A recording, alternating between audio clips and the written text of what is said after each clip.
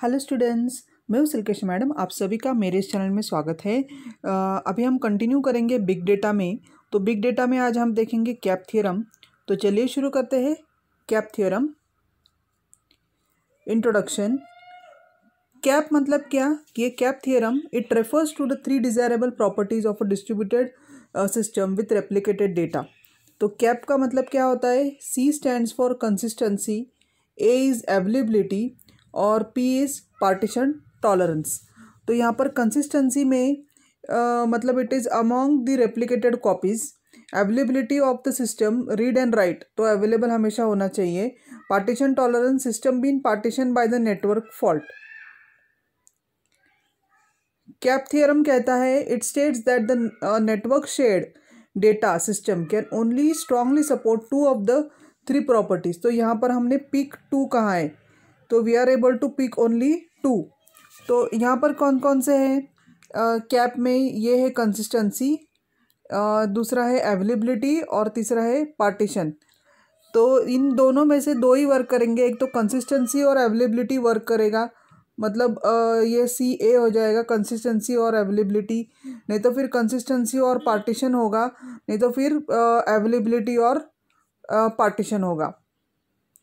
तो we have to pick any 2। Consistency क्या कहता है? कंसिस्टेंसी का मतलब क्या होता है? It means that the node will have the same copy of the replicated data items that is visible for the various transactions. तो हमेशा क्या होगा कि कॉपीज अवेलेबल होंगी। A guarantee that every node in a distributed cluster returns the same most recent successful write. तो हमेशा क्या करेगा? वो एक सक्सेसफुल राइट करेगा, जो भी रिटर्न करेगा वो कंसिस्टेंटली करेक्ट रिटर्न करेगा। Consistency refers to every client have the same view of the data.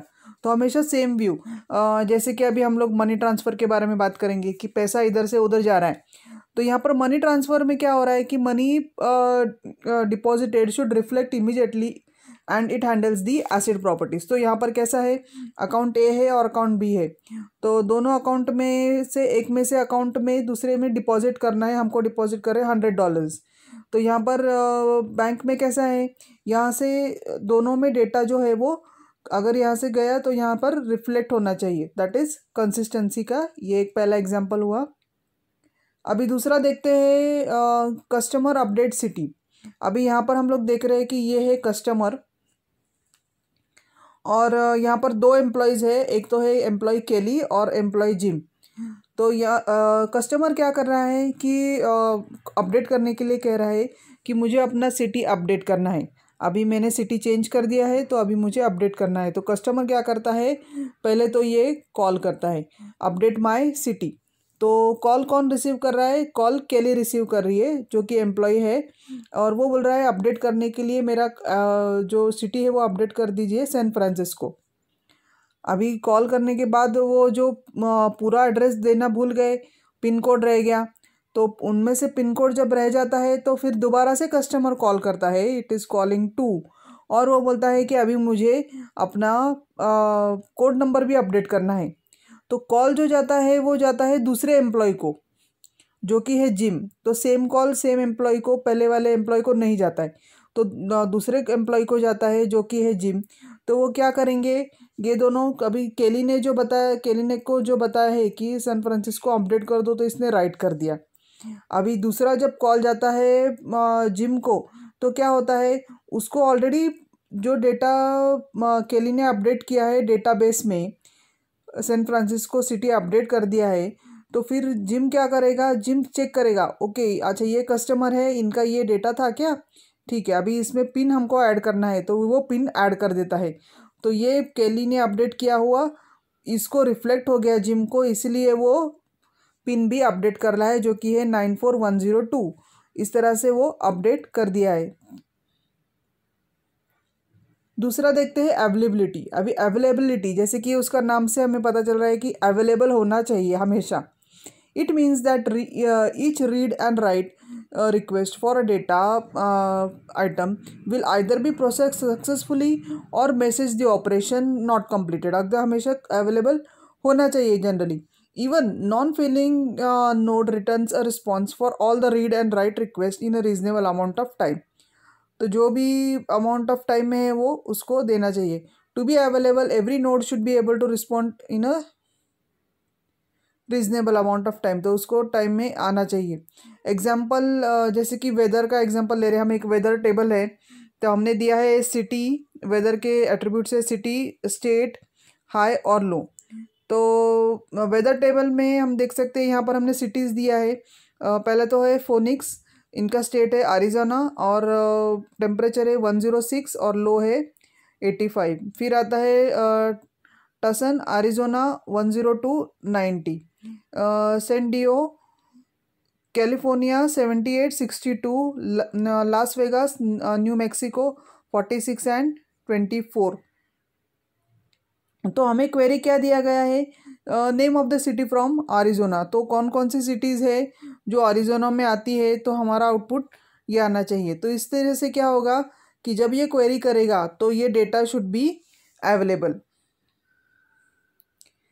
दूसरा है एग्जाम्पल डेटा अवेलेबल के लिए ऑनलाइन स्टोर। अभी जैसे कि अभी हम लोग ऑनलाइन स्टोर ई कॉमर्स में बहुत सारे ऐप्स हम लोग यूज़ करते हैं, अमेज़ोन हो या फ्लिपकार्ट हो। हम लोग क्या करते हैं, डेटा कस्टमर्स जो होते हैं, ये सारे जो कस्टमर्स हैं, कस्टमर्स जो होते हैं वो ऑनलाइन शॉपिंग करते हैं, तो ये डेटा जो अवेलेबल होना चाहिए 24/7 अवेलेबल होना चाहिए। तो जो भी हमें चाहिए, किसी को बैग्स चाहिए, किसी को शूज़ चाहिए, तो whatever you want to order, तुम्हारे लिए ये डेटा हमेशा अवेलेबल होना चाहिए। तो ये एक बेस्ट एग्जांपल है ऑनलाइन स्टोर फॉर अवेलेबिलिटी। तो जो भी आप लोग अवेलेबल स्टोर में करेंगे ये कार्ट में स्टोर हो जाएगा। एक एग्जांपल देखते हैं मोंगो डीबी का। तो यहाँ पर हमारे पास 3 नोड्स है। पहला है एक प्राइमरी नोड, फिर है 2 सेकेंडरी नोड्स है बी एंड सी। अभी देखते हैं हम प्राइमरी नोड गेट्स डाउन। अभी ये जो होता है ये प्राइमरी नोड है, ये डाउन हो गया है and data is not available meanwhile. तो मोंगोडीबी में क्या होता है कि कुछ समय के लिए, जैसे कोई माइक्रो सेकेंड्स के लिए अगर कोई डेटा अवेलेबल नहीं है मीनवाइल, तो it is unable to synchronize. मतलब क्या है कि उसको अवेलेबिलिटी के लिए कॉम्प्रोमाइज़ करना पड़ रहा है, और वो सी और पी के लिए होता है, कंसिस्टेंसी और पार्टीशन टॉलरेंस के लिए। तो ये हो गया मोंगोडीबी के बारे में। अब देखिए partition tolerant. Partition tolerant means the system can continue operating if the network connecting nodes has fault that result in 2 or more partition। तो 2 partition से ज़्यादा हो गया तो fault हो गया। Where the nodes in each partition can communicate among each other। तो nodes एक दूसरे से के साथ communicate कर सकते हैं। System continues to function, upholds its consistency guarantee in spite of network partition। network partition से भी सिस्टम कंटिन्यू वर्किंग चालू रहता है उसका। जैसे कि एग्जांपल हम देखते हैं, यहाँ पर 4 नोड्स है ए बी सी और डी। तो 4 नोड्स में से कैसे हो रहा है, ए राइट्स डेटा ऑन सी, तो ए क्या कर रहा है, सी में राइट कर रहा है, but C can't write on B. तो सी में क्या हो रहा है, बी को वो राइट नहीं कर पा रहा है क्योंकि वो फॉल्ट आ गया है उसमें। दूसरा एग्जांपल है operator unable to update the customer information. अभी कस्टमर को क्या है, फ़ोन नंबर है उसका जो उसको अभी अपडेट करना है, उसका फ़ोन नंबर चेंज हो गया है तो उसको अपडेट करना है। तो कस्टमर क्या कर रहा है, कॉल कर रहा है ऑपरेटर्स को, ये ऑपरेटर्स को कॉल कर रहा है और बोल रहा है कि मेरा ये मोबाइल नंबर है वो अपडेट करना है। सो अभी क्या हो रहा है इसमें, we can say that the service is broken where there is a no partition. कब हम बोल रहे हैं कि ये सर्विस ब्रोक हो रही है, सर्विस ब्रोक हो रही है, डेटाबेस के साथ अपडेट नहीं कर पा रहा है क्योंकि कस्टमर्स इन्फॉर्मेशन उनको अपडेट नहीं कर रहा है। कस्टमर बोल रहा है कि इनको अपडेट करो मेरा इन्फॉर्मेशन, ये मेरा मोबाइल नंबर है, पर वो बोल रहे हैं कि मुझे आप हमें सर्विस नहीं दे पा रहे क्योंकि ये हमारा लिंक ब्रोक हो चुका है डेटाबेस के साथ। तो ये बात हो गई। अभी हम समरी की तरफ आते हैं। समरी में हमने देखा है कि डेटाबेस ऑप्शंस में कंसिस्टेंसी में कौन कौन से डेटाबेसेस है। एक तो है मोंगोडीबी, फिर आता है रेडिस, नेक्स्ट आता है एचबेस। तो ये हो गए हमारे कंसिस्टेंसी के लिए। अवेलेबिलिटी के लिए कौन कौन से डेटाबेस ऑप्शंस है, एक है कैस्केंड्रा, फिर है डायनामो डीबी और आखिर में है कॉस्मोस डीबी। तो अभी आप बोलेंगे कि कौन सा डेटाबेस का इस्तेमाल करना है। तो डेटाबेस जो आप यूज़ करोगे तो वो as per the requirement we have to use the database. तो ये बात हो गई बिग डेटा में कैप थ्योरम के बारे में। तो अभी के लिए thank you and please subscribe.